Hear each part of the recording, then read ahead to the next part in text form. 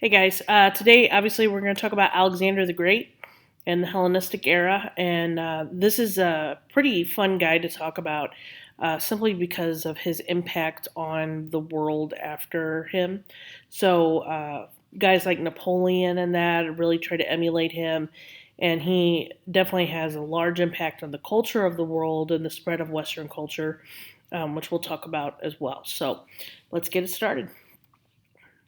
Okay, so Macedonian Alexander the Great. So the Greeks viewed their northern neighbors, who were the Macedonians, as barbarians because they were rural people, so that they were mostly farmers, and they didn't live in like organized city states. They were just basically like a kingdom. And by the end of the 5th century, Macedonia has become a powerful kingdom. So by 359 BC, Philip II, he's going to become king. So this is him here.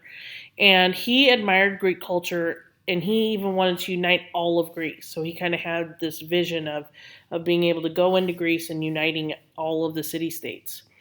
338 BC, his Macedonian army is going to crush a Greek army at the Battle of Chaeronea.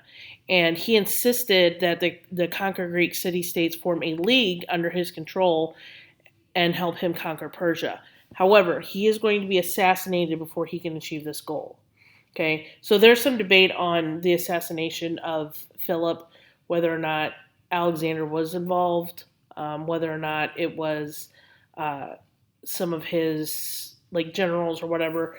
It was convenient timing, but anyway, the point of it, history generally thinks that Alexander was not involved, but the point of it is that Alexander is going to become king. So Alexander the Great, Philip's son, is going to become king of Macedonia. He was only 20 years old. He was educated by Aristotle, so he has a very good education. And he considered non-Greeks equal to Greeks. He didn't see any special like advantage in being Greek. Okay, he envisioned a world in which mixed cultures would live together, and he even by doing this, so he even married two Persian princesses. He wanted to encourage people to kind of blend together and just be people. And so he even encouraged his generals to do the same. And so his father had taught him military tactics and leadership. And one of his first moves is going to be to conquer Persia because that was like what Philip really wanted. And so this is what Alexander really wants. So he is going to enter Asia Minor in 334 BC. That's present-day Turkey. And he's going to have 37,000 troops with him, and that includes 5,000 cavalry. 331 BC, so 3 years later, Alexander conquered the Persian Empire and established the city of Alexandria in Egypt. And this is going to be one of the most important cities. It still is one of the most important cities in Egypt. And it's obviously located right here, right on the Nile Delta and the Mediterranean Sea. But one of the really important things about it is there's going to be a great library there that's going to be established, and eventually that's going to get burned down by Julius Caesar because he doesn't think, and a lot of history is going to be lost as a result of that fire. Okay. So 326 BC, Alexander is going to cross the Indus River and enter India. This picture here is a depiction of that. And he's wary from many hard battles, so his soldiers refuse to continue on. And so he's going to agree to go home. In addition, like they're going to encounter soldiers, like their cavalry in India, many of them were on backs of elephants. And so that was kind of an issue too. Seeing that for the first time, and they're like, that's insane. We just have horses, so let's go home. And so 323 BC, he will die in Babylon. He was exhausted from his wounds, maybe. He had a fever, maybe. Maybe it was alcohol poisoning. Maybe it was poisoning.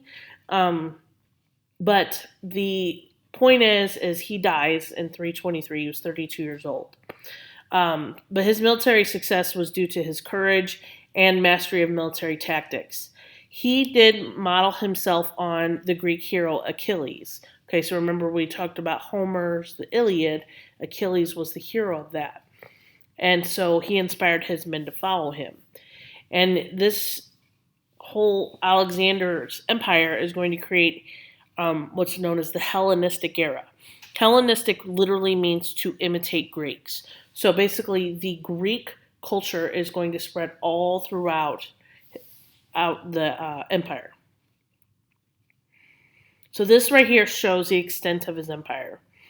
So you can see, this he starts off in Macedonia, and he conquers the Persians, and he's just like taking more and more and more land as he goes. Okay, this appears when he gets to India and decides to start to head back. And then he is going to die in Babylon, which is not. Oh, there it is. Okay, I was like, it's not on here, but it is. It's right there. So there's Babylon right on the Euphrates River there. There's Alexandria, Egypt. Okay, so that's one of the important things.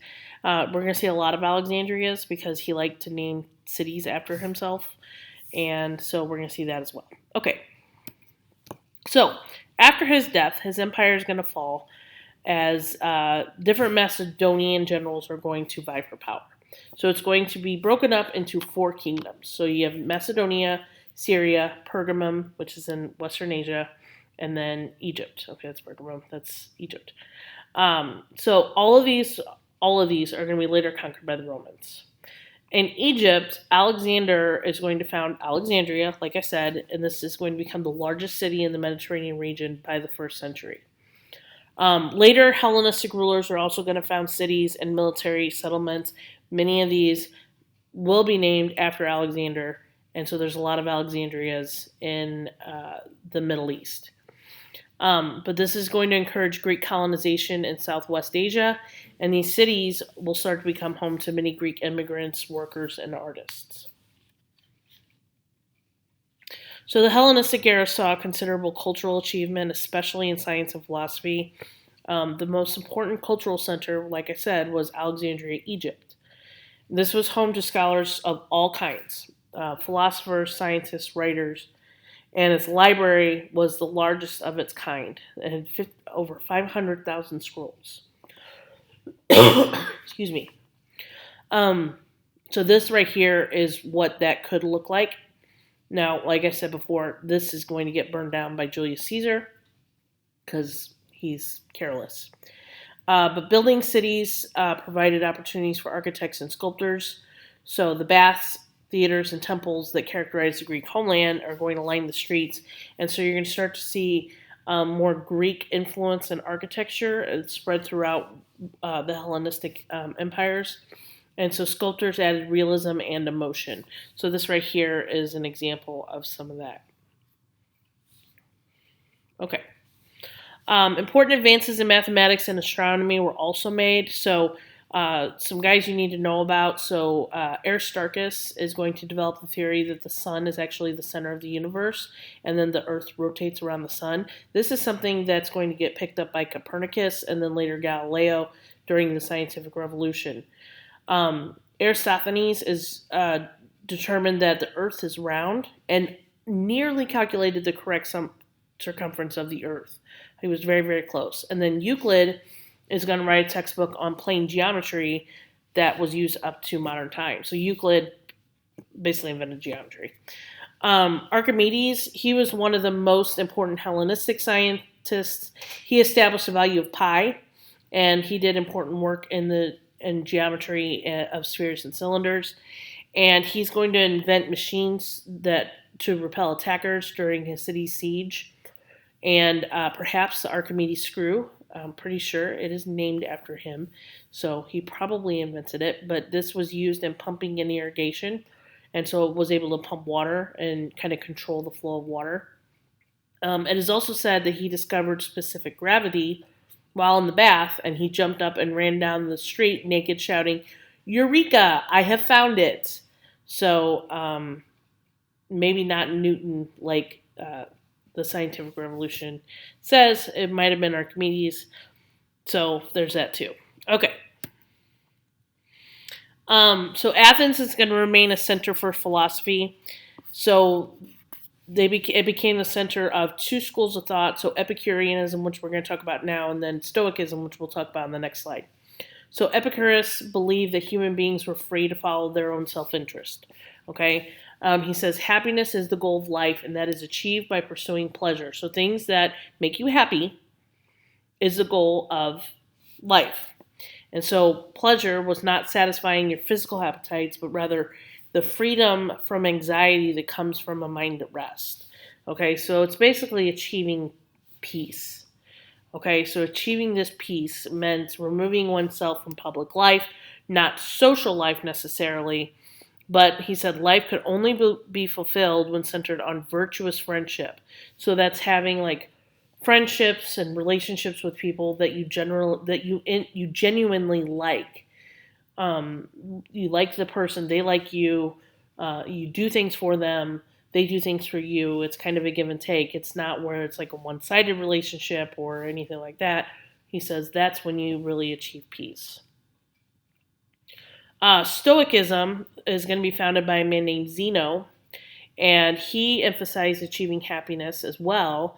But for the Stoics, happiness is gained by living in harmony with the will of God. And he says life's problems could not disturb a person, but Stoics also regarded public service as being actually very noble.